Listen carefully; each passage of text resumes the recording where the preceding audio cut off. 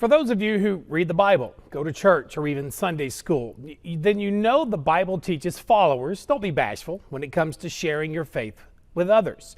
So Chad Herron of Webster Parish wasn't all that surprised when he says he felt it on his heart to do that very thing. But what may be surprising to some is how he says he was asked to share the good stuff.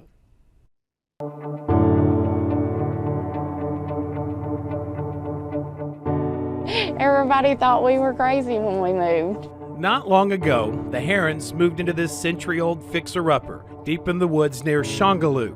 They didn't move out here from the city. It takes about 30 minutes to get to Walmart. They actually just moved down the street, downsizing from a much larger, newer home with a pool.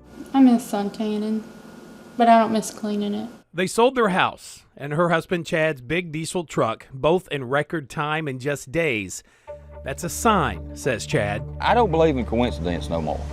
You know, I don't. It's because Chad says the good Lord needed him to do something. Glad y'all clicked over here and watched our first video. As he explained on his new Facebook page, Peddling Jesus. You know, after I committed to it, man, I was out there and I was, okay, I'm in, let's do it. He needed him to hit the streets as a disciple. I know a lot of y'all are still laughing about that. From the seat of a bicycle. Yeah, my mama cannot remember the last time I rode a bicycle. This 45-year-old, one-time self-described heathen, I was pretty wild. says he didn't feel it on his heart to just pedal around the country roads of Webster Parish. Oh no. When I saw him leave and he had all of his stuff on his bike, and that's when it got real. He was headed cross-country. I went in search of Chad, finding him some 200 miles into his trip as we both entered the small town of Tickfall, Louisiana. Yesterday seemed like it seemed like 90% uphill. Short of plotting out campsites to pitch a tent for the night, Chad says little else is scripted. He stopped to talk with people he feels God puts in his path, including on his very first night at a campsite near the Mississippi River town of Natchez. He's recovering from a drug addiction, shot like 4 times, stabbed a couple times, and he was only like 23 years old. And the longer we sat there and talked, we talked about church, he said, you know, if there was somebody talking like you, I might go to church. He told me his first person that he witnessed to. My heart was good then, you know, because I knew that's what he was doing, and I know that God called him to do that.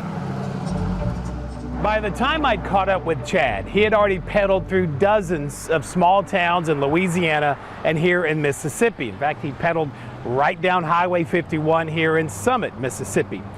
Rest assured, he tells me he knows exactly what he's doing and why he's doing it, and that God only knows when he'll be done doing it. I've got a phone call. I've got somebody that'll come get me. I've got multiple people that will come help me. You know, how many people out there don't have that one phone call? They don't have no phone call.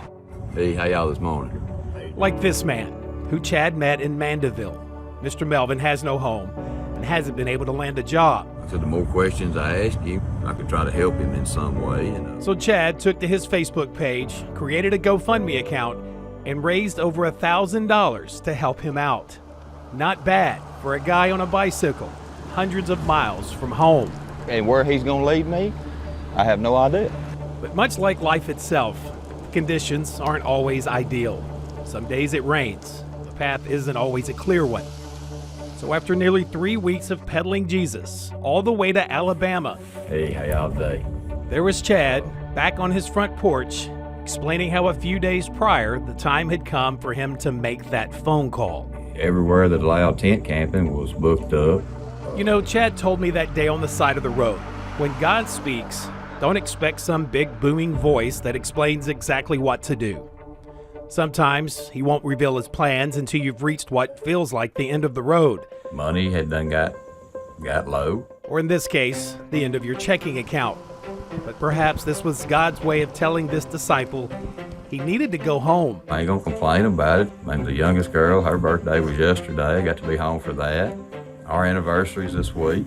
That maybe he was needed more inside that fixer-upper right now than by strangers states away, and that in due time he'll be called to mount up and start pedaling one day soon again. As long as that voice is telling me to, you know, be a disciple, I know it's the right voice. I don't believe he'll ever tell us that's good enough.